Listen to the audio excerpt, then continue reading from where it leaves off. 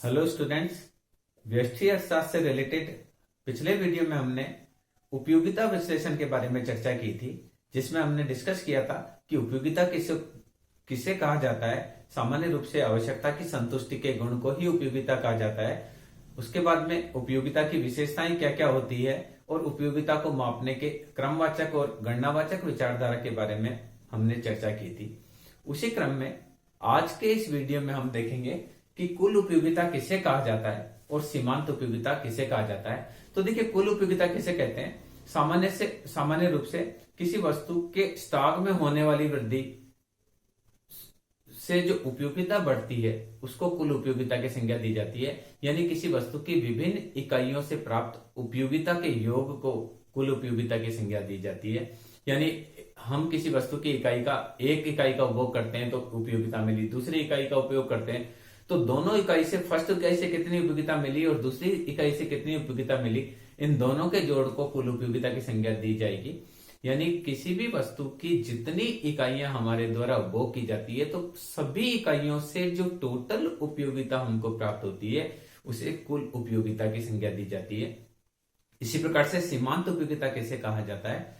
किसी वस्तु की एक अतिरिक्त इकाई के उपभोग से कुल उपयोगिता में जो वृद्धि होती है उसे सीमांत उपयोगिता कहा जाता है। यानी सीमांत उपयोगिता से अभिप्राय कुल उपयोगिता में होने वाली उस वृद्धि से है जो किसी वस्तु की एक अतिरिक्त इकाई के उपभोग से प्राप्त होती है। इस बारे में प्रोफेसर बोल्डिंग का यह मानना था कि किसी वस्तु की सीमांत उपयोगिता कुल उपयोगिता में होने वाली वह वृद्धि है जो वस्तु की एक अतिरिक्त इकाई में होने वाली वृद्धि के परिणाम स्वरूप होती है। कहने का तात्पर्य यह है कि किसी वस्तु की एक एक्स्ट्रा यूनिट हम लेते हैं तो टोटल यूटिलिटी में जो चेंज होता है उसे सीमांत उपयोगिता की संज्ञा दी जाती है। हम इसको एक उदाहरण से इसको समझेंगे तो आपको बहुत अच्छे से क्लियर हो जाएगा कि कुल उपयोगिता किसे कहा जाता है और सीमांत उपयोगिता किसे कहा जाता है। जैसे मैंने मान लिया रोटी की इकाई,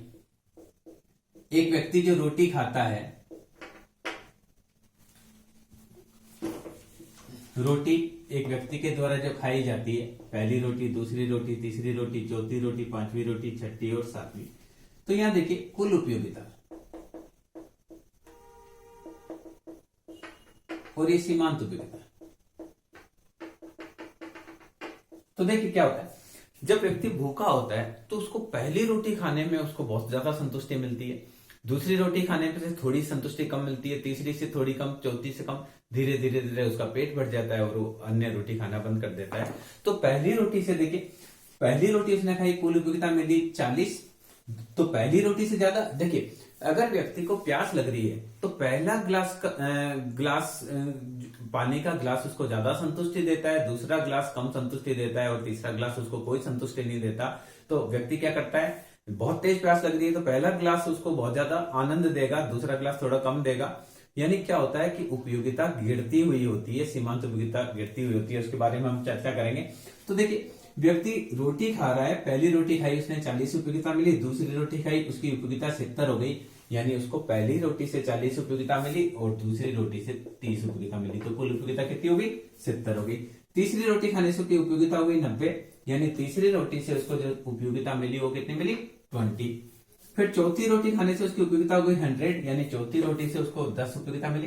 क्या होता है, व्यक्ति को बहुत तेज भूख लग रही है तो पहली रोटी ज्यादा उपयोगिता देती है, दूसरी कम देती है, तीसरी और थोड़ी कम देती है, चौथी और कम देती है और पांचवी रोटी में उपभोक्ता कहता है मुझे नहीं खानी। तो कहने का तात्पर्य, पांचवी रोटी में उसकी उपयोगिता न तो बढ़ी है न घटी, यानी पांचवी रोटी से उसको उपयोगिता कितनी मिली, 0।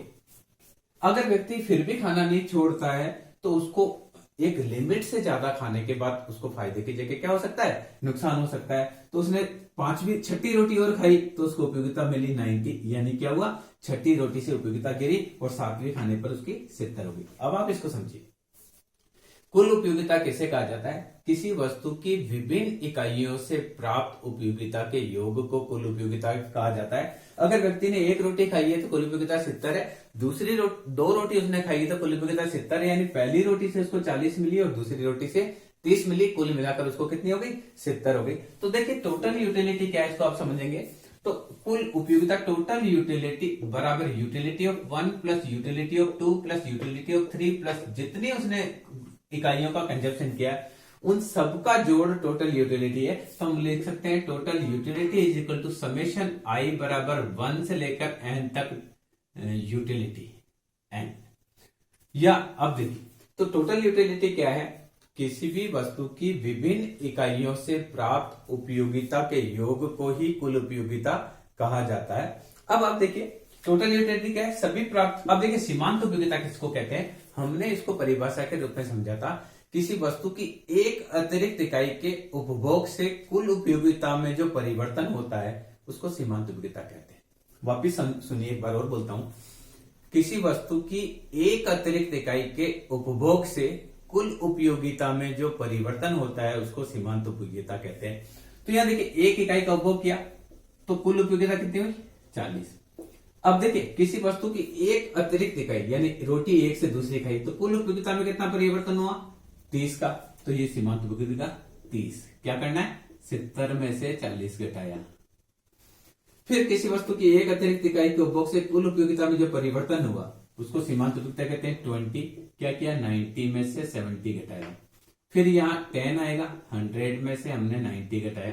फिर यहाँ 0 आएगा क्योंकि 100 में से 100 घटाया। और यहाँ -10 आएगा क्योंकि हमने क्या किया 90 में से 100 घटाया। और यहाँ -20 आएगा क्योंकि हमने क्या किया 70 में से 90 घटाया। क्या करना है, यहां देखिए हमेशा नीचे वाली से ऊपर वाली को घटाना है। 70 में से 40 गए 30, 90 में से 70 गए 20, 100 में से 90 गया 10, 100 से 100 गया 0, 90 से 100 गया। तो सीमांत उपयोगिता क्या है, मार्जिनल यूटिलिटी बराबर चेंज इन टोटल यूटिलिटी बटे चेंज इन क्वांटिटी। या मार्जिनल यूटिलिटी लिख सकते हैं total utility of N minus total utility of N minus 1 बटे quantity of 1 minus quantity of N minus quantity of N minus 1। या हम लिख सकते हैं कि मार्जिनल यूटिलिटी बराबर total utility of 1 minus total utility of 0 बटे quantity of 1 minus quantity of 0। यानी क्या है, सीमांत उपयोगिता क्या है, किसी वस्तु की एक अतिरिक्त इकाई के उपभोग से कुल उपयोगिता में जो परिवर्तन होता है उसको सीमांत उपयोगिता कहते हैं। मैं आपको करके बताता हूं। यहां देखिए change in total utility 30 but change in quantity 1, तो ये हुआ 30। अब यह पूछ रहा है कि टोटल यूटिलिटी क्या है, टोटल यूटिलिटी मार्जिनल यूटिलिटी क्या है। तो मार्जिनल यूटिलिटी के लिए हमने फॉर्मूला लगाया आपको, मार्जिनल यूटिलिटी बराबर total utility of 1 minus total utility of 0 बटे quantity of 1 minus quantity of 0। तो यहां देखिए टोटल यूटिलिटी 70, इससे पहले की यूटिलिटी 40, क्वांटिटी यहाँ 2 है पहले 1 थी तो 30 अपॉन 1 इज इक्वल टू 30। ये सीमांत उपयोगिता हो गई।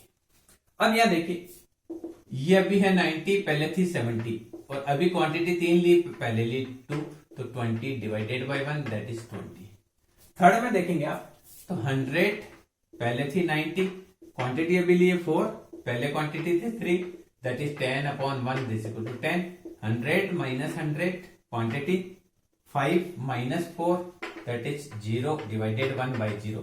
इस प्रकार से सीमांत उपयोगिता किसे कहा जाता है, किसी वस्तु की विभिन्न इकाइयों से प्राप्त, सीमांत उपयोगिता किसी वस्तु की एक अतिरिक्त इकाई के उपभोग से कुल उपयोगिता में जो परिवर्तन होता है उसको सीमांत उपयोगिता कहा जाता है। तो यह सीमांत उपयोगिता क्लियर है कि सीमांत उपयोगिता क्या है। तो यहां सीमांत उपयोगिता को देखिए, फिर हम इसका चित्र बनाएंगे। तो सीमांत उपयोगिता क्या है, अब आपको क्लियर है कि मार्जिनल यूटिलिटी इसको बोलेंगे मार्जिनल यूटिलिटी, इसको बोलेंगे टोटल यूटिलिटी। तो मार्जिनल यूटिलिटी निकालने के लिए हम क्या करेंगे 40, 70 में से 40 गए 30, 90 में से 70 गया 20, 100 में से 90 गया 10, 100 में से 100 गया 0, 90 में से 100 गया माइनस का 10, 70 माइनस 20। अब एक क्वेश्चन आता है सीमांत उपयोगिता के प्रकार। सीमांत उपयोगिता कितने प्रकार की होती है। तो देखिए सीमांत उपयोगिता 3 प्रकार की है। यहां से यहां तक देखिए धनात्मक, ये है शून्य और ये है ऋणात्मक। 3 प्रकार की है। धनात्मक सीमांत उपयोगिता,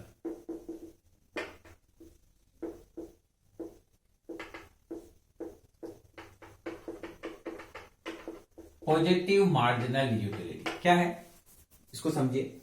किसी वस्तु की एक अतिरिक्त इकाई के उपभोग से कुल उपयोगिता में वृद्धि होती है तो प्राप्त सीमांत उपयोगिता धनात्मक होती है। वापिस एक सुनिए, किसी वस्तु की एक अतिरिक्त इकाई के उपभोग से, हमने एक अतिरिक्त इकाई उपभोग ली, कुल उपयोगिता बढ़ी तो सीमांत उपयोगिता धनात्मक होगी। यहां से यहां हमने एक अतिरिक्त इकाई का उपभोग किया, कुल उपयोगिता 70 से 90 हुई तो सीमांत उपयोगिता पॉजिटिव आई। 3 से 4 हमने एक अतिरिक्त इकाई का उपभोग किया, कुल उपयोगिता बढ़ी तो सीमांत उपयोगिता धनात्मक होगी। क्या लिखना है, किसी भी वस्तु की एक एक्स्ट्रा यूनिट हम यूज करते हैं और कुल उपयोगिता बढ़ती है। देखिए 40 से 70 हुई बढ़ी, 70 से 90 हुई बढ़ी, 90 से 100 हुई बढ़ी। किसी वस्तु की एक अतिरिक्त इकाई के उपभोग से कुल उपयोगिता में यदि वृद्धि होती है तो सीमांत उपयोगिता धनात्मक होगी। दूसरी चीज देखिए, शून्य सीमांत उपयोगिता।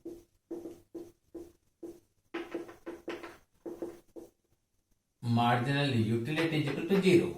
किसी वस्तु की एक अतिरिक्त इकाई के उपभोग से कुल उपयोगिता में कोई भी परिवर्तन नहीं होता है तो प्राप्त सीमांत उपयोगिता शून्य होती है। देखिए हमने चौथी से 5वीं रोटी खाई, कुल उपयोगिता में कोई भी परिवर्तन नहीं हुआ, यहाँ पे भी 100 थी, यहाँ पे भी 100 थी, तो सीमांत उपयोगिता क्या होगी, शून्य। वापस बोलता हूं, किसी वस्तु की एक अतिरिक्त इकाई के उपभोग से कुल उपयोगिता में कोई भी परिवर्तन नहीं हो, देखिए बढ़े तो धनात्मक, शून्य कोई भी परिवर्तन नहीं हो तो प्राप्त सीमांत उपयोगिता शून्य होगी।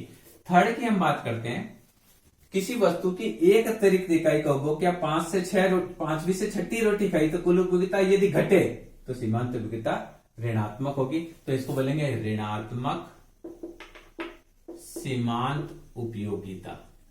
क्या है, मार्जिनल नेगेटिव मार्जिनल यूटिलिटी। किसी वस्तु की अगर एक अतिरिक्त इकाई का उपभोग करते हैं और कुल उपयोगिता घटने लग जाती है तो सीमांत उपयोगिता ऋणात्मक होगी। बहुत सिंपल, आपको याद रखना है, किसी वस्तु की अतिरिक्त इकाई के उपभोग से कुल उपयोगिता बढ़ती है तो सीमांत उपयोगिता धनात्मक होगी, कुल उपयोगिता उतनी की उतनी रहती है तो सीमांत उपयोगिता शून्य होगी, और कुल उपयोगिता घटती है तो सीमांत उपयोगिता ऋणात्मक होगी। ये हमारी 3 प्रकार की सीमांत उपयोगिता की हमने बात करी। अब हम देखिए इसका चित्र बनाते हैं, फिर इनमें रिलेशन दिखाएंगे आपको। तो यहाँ देखिए मैं इसका चित्र बनाता हूं। रोटी की इकाई देखिए, रोटी की इकाई 1 2 3 4 5 6 7 10 20 30 40 50 60 70 80 90 100। ये हुआ 10 20 30 40 50 60 70 80 90 और 100। रोटी के कई 1 2 3 4 5 6 7 रोटी, ये रोटी और ये मार्जिनल टोटल यूटिलिटी और मार्जिनल यूटिलिटी। हम इसको प्लॉट करते हैं। तो देखिए मार्जिनल यूटिलिटी को पहले प्लॉट करते हैं। तो फर्स्ट रोटी पे है 40, सेकंड रोटी पे 30, थर्ड रोटी पे 20, फोर्थ रोटी पे 10, फिफ्थ रोटी पे 0, यहां है -10 -20, फिफ्थ सिक्स रोटी पे -10 और ये -20।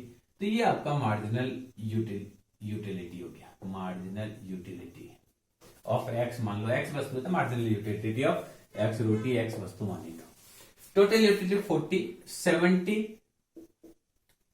उसके बाद 90, फोर्थ पे 100,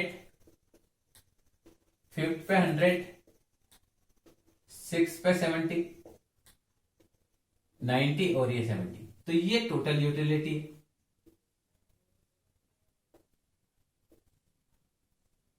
total utility of x.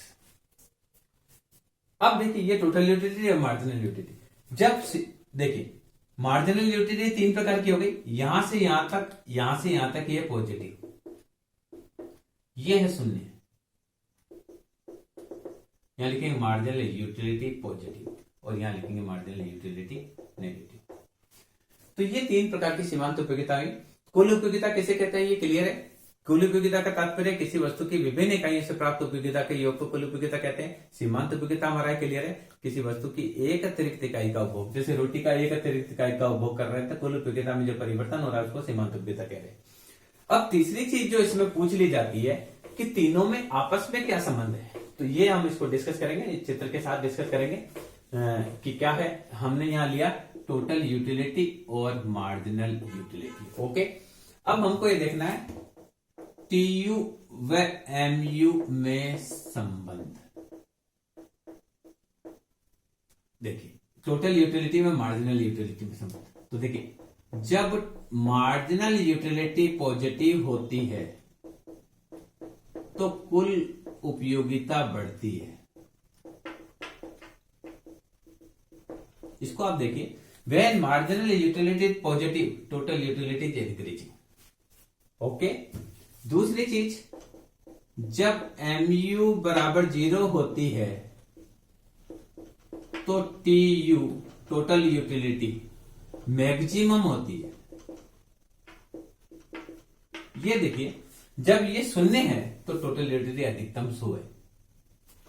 Third देखिए, जब MU नेगेटिव होती है, ये देखिए MU नेगेटिव है तो TU गिरती है। नहीं, यहां देखिए तो टोटल यूटिलिटी गिरती है। वापिस समझिए क्या है, कुल उपयोगिता व सीमांत उपयोगिता में 3 संबंध है।